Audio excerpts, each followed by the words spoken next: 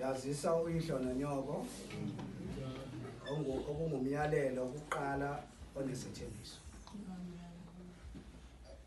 ukuze kube kuhle kuwe uhlale kade emhlabeni.